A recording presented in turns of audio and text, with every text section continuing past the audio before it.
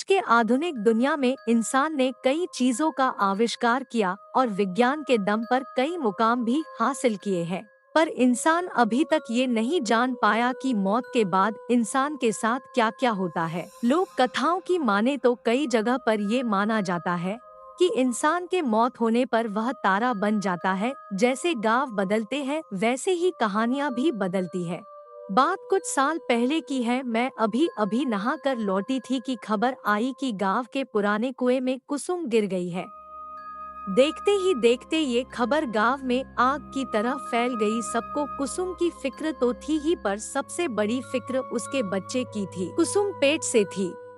मैं दौड़ी दौड़ी पुराने कुएं के पास पहुंची तो देखा वहां पर पहले से ही भीड़ जमी हुई है। गांव के एक आदमी ने कुएं में छलांग लगाई और कुसुम की लाश को रस्सी बांधी, क्योंकि कुसुम को तैरना नहीं आता था और उसने दम तोड़ दिया था। उस समय वह पेट से थी। पानी में गिरने के बाद वह चीखी होगी, चिल्लाई होगी, पर पुराने कुएं में कम ही लोग पानी भरने आते थे, क्योंकि कुसुम का खेत कुएं के बगल में ही था, इसलिए उसका इस कुएं पर आना जाना लगा रहता था।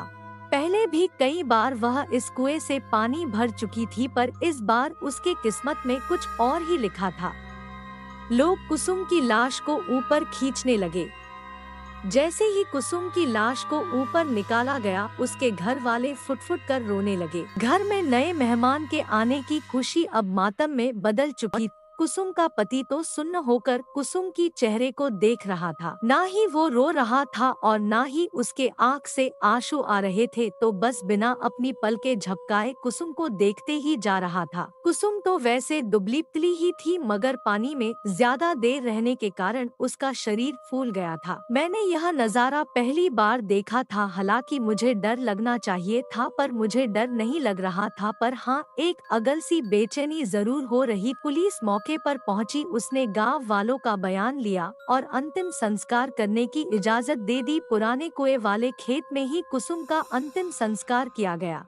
मौत तो इंसान के हाथ में नहीं होती। शरीर से आत्मा कब निकल जाए किसी को पता नहीं चलता। कहते हैं अंतिम संस्कार करने के बाद इंसान की आत्मा को शांति मिलती है, मगर आत्मा खुद ही शांति न चाहे तो। उस रात ऐसे कई सवाल मेरे मन में उठने लगे। मैंने कई बार करवट बदली, पर मुझे नींद नहीं आ रही थी। पर वक्त के साथ साथ सब ठीक हो जाता है। उस हादसे को गुजरे हुए अब कई महीने हो चुके थे। एक बार एक मजदूर उस पुराने कुएं वाले खेत में काम कर रहा था। तभी उसे एक औरत के रोने की आवाज आती है। वह कुएं के पास जाता है। उसने देखा कि वह आवाज कुएं के अंदर से आ रही थी। जैसे ही वह कुएं के अंदर देखता है, अगले दिन उस मजदूर को तेज बुखार आता है।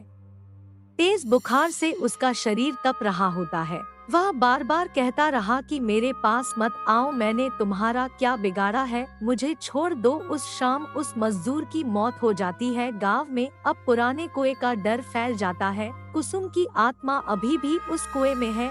ऐसी बातें गांव में शुरू हो जाती है। कुसुम के घरवाले भी कुएं के पास वाले खेत में खेती करना छोड़ देते हैं। ये सब सुनकर मुझे कुछ समझ नहीं आ रहा था। मेरे दादाजी के भी गुजरे कुछ ही महीने हुए थे और उनका अंतिम संस्कार तो हमारे घर के पीछे ही किया था। फिर मुझे कभी मेरे दादाजी क्यों नहीं दिखाई दिए। मेरे दादाजी कहते थे कि इंसान मरने के बाद कुत्ते का जन्म ले लेता है।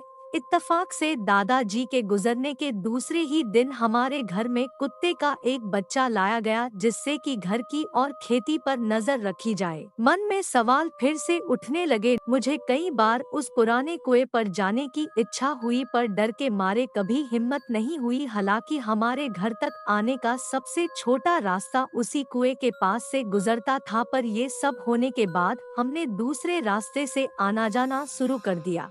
एक रात पिताजी बाजार से घर लौट रहे थे। आज उन्हें बहुत देर हो चुकी थी। बारिश का मौसम था, रात का अंधेरा और उसमें काले बादल।